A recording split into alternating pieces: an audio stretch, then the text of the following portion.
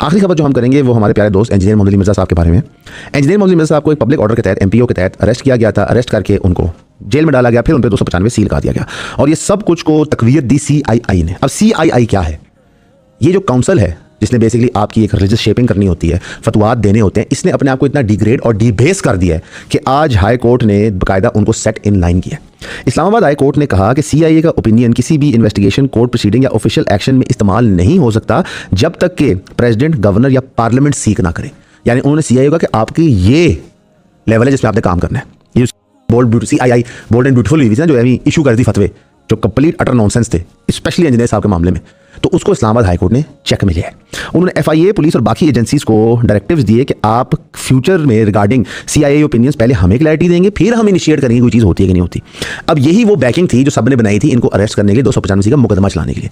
लेकिन harsh reality ये है कि डिस्पाइट दिस अली भाई का बाहर आने का रास्ता भी इतना क्लियर नहीं है, क्योंकि जब एक बंदे को 3 MPO के तहत उठाया गया है, उसकी बेल एप्लीकेशन आ रही है, वो बंदा फ्लाइट रिस्क नहीं है, तो आप उसको बेल क्यों नहीं दे रहे?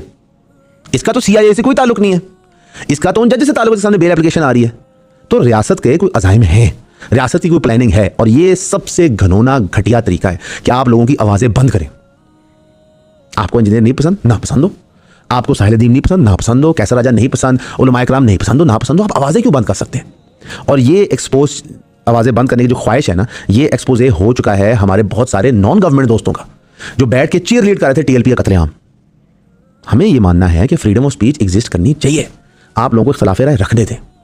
ये वीडियो किसी ताकतवर बंदे को पहुंचाई जाए जहां पे बताया जाए कि इंजीनियर मोहम्मद अली मिर्ज़ा का क्या कसूर है कि वो आपसे चंदा नहीं लेता, वो लोगों को गुमराह नहीं करता पैसे लेके, वो मुल्क से बाहर जाके नहीं बैठ जाता, वो किसी और मुल्क की सिटीजनशिप नहीं सीख करता, उसने कोई हथकंडा नहीं इस्तेमाल किया जो पाकिस्तान की उलेमा क्लास करती रही है।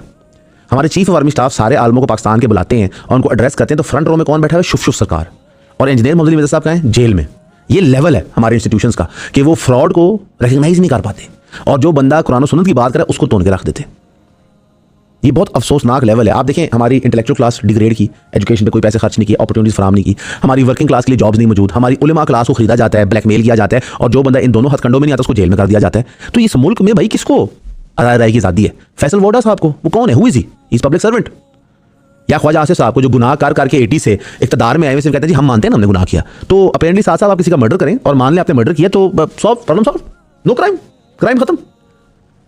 तो इस मुल्क को अगर आप लतीफ़ा नहीं बनाना चाहते तो अवामुन नास को खड़े होकर आवाज़ बुलंद करनी पड़ेगी अकाउंटेबिलिटी की अक्रॉस बोर्ड, और नहीं परवाह करना कि आपकी पसंदीदा जमात है, आपका रिश्तेदार है, आपका अजीज़ है, आपकी कौम है, आपका सेक्ट है। अकाउंटेबिलिटी होएगी तो कुछ हो सकता है। इमरान खान साहब से आप 100 इख्तिलाफात कर सकते हैं, लेकिन उनकी जो कॉल टू अकाउंटेबिलिटी है हमें एक्चुअली वो इन्फोर्स करनी चाहिए। वैसे बड़ा खौफनाक मंजर हो पाकिस्तान में अगर अकाउंटेबिलिटी हो जाए, ऐसी अगर हमें रफ एस्टिमेट करना हो कितने बंदे अंदर हो जाएंगे? 2 लाख, 3 लाख, 4 लाख, 5 लाख, कभी कभार मुझे खतरा होता है कि 10 लाख तक फिगर पहुंच जाएगा। इतनी तो हमारे पास कैपेसिटी नहीं है जेलों में। और कोई नहीं, नई जेल बना लेंगे, हमारी तो पैसे जो आप लोग ज़ाया करते हैं, तो कोई जेलों पर कर लें।